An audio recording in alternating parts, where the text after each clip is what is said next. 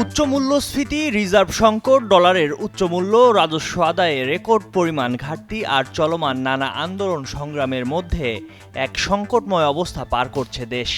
এরই মধ্যে সময় হয়েছে বাজেট ঘোষণার। পরিবর্তিত প্রেক্ষাপটে সংকটময় মুহূর্তে 2025-26 অর্থবছরের জন্য একটি সংক্ষিপ্ত বাজেট ঘোষণা করতে যাচ্ছে অন্তর্বর্তী সরকার। রাজস্ব ঘাটতির বাস্তবতায় আগামী অর্থবছরের বাজেট হচ্ছে খুবই সহজ ও সংক্ষিপ্ত। সাধারণ মানুষের জীবনমান উন্নয়ন, সামাজিক নিরাপত্তা, রাজস্ব শৃঙ্খলা ও বিনিয়োগ সহায়ক পরিবেশ সৃষ্টিতে জোর দেয়া হবে এই বাজেটে। ঘাটতির চাপ কমিয়ে কমানো হবে ব্যয়ের মাত্রাও। জুলাই গণ অভ্যুত্থানের পর দায়িত্ব নেওয়া অন্তর্বর্তী সরকারের এটি হবে প্রথম বাজেট। সাধারণত প্রতি বছর বাজেটের আকার বাড়লেও 2025-26 অর্থবছরের বাজেট হবে আগের বছরের মূল বাজেটের তুলনায় সামান্য কম। জাতীয় বাজেটের আকার হবে প্রায় 7,90,000 কোটি টাকা। চলতি অর্থবছরের মূল বাজেট ছিল 7,97,000 কোটি টাকা।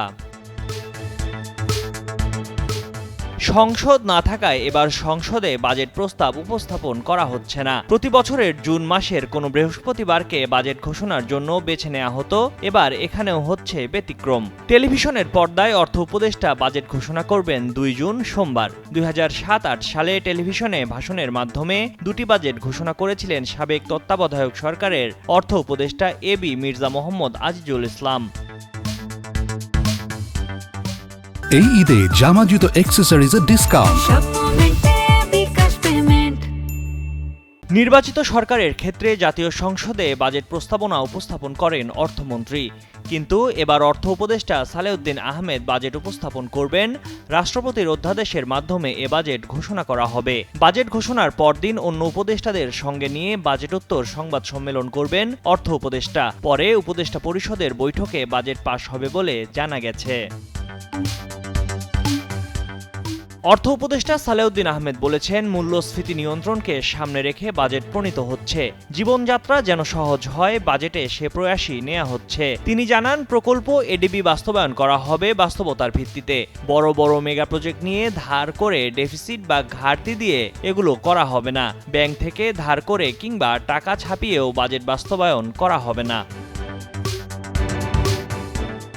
জানা গেছে, আগামী অর্থবছরের জন্য যে ঘাটতি ধরা হয়েছে সেই ঘাটতির অর্ধেকেরও বেশি বিদেশি উৎস থেকে এবং বাকিটা ব্যাংক ও সঞ্চয়পত্র থেকে ঋণ করার পরিকল্পনা নেওয়া হচ্ছে।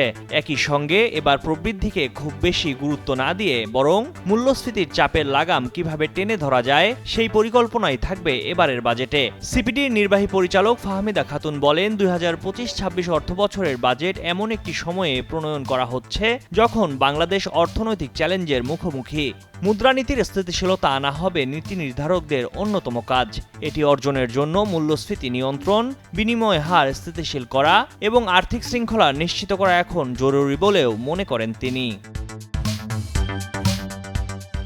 ময়ূখ ইসলাম, কালের কণ্ঠ।